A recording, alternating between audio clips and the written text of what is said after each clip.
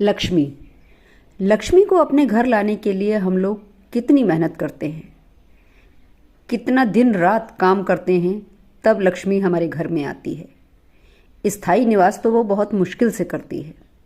लेकिन दोस्तों, जब हम किसी को लक्ष्मी देते हैं तो उसके बदले में उससे कुछ लेते हैं।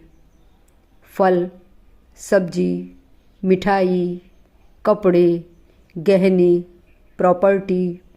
आप जब पैसे देते हैं तभी उसके बदले में आपको कुछ मिलता है।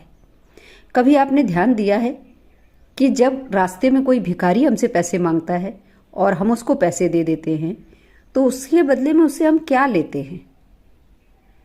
हम उसके बदले में उससे उसके कर्म ले लेते हैं, जो नहीं होना चाहिए।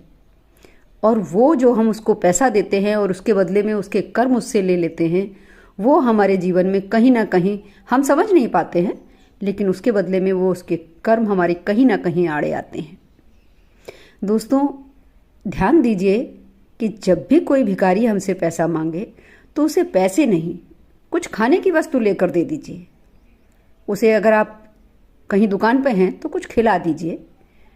नहीं, पैसे तो कभी नहीं देने चाहिए, क्योंकि आप खुद सोच के देखिए, जब आप पैसा देते हैं तो उसके बदले में कुछ ना कुछ किसी से लेते हैं, खरीदते हैं।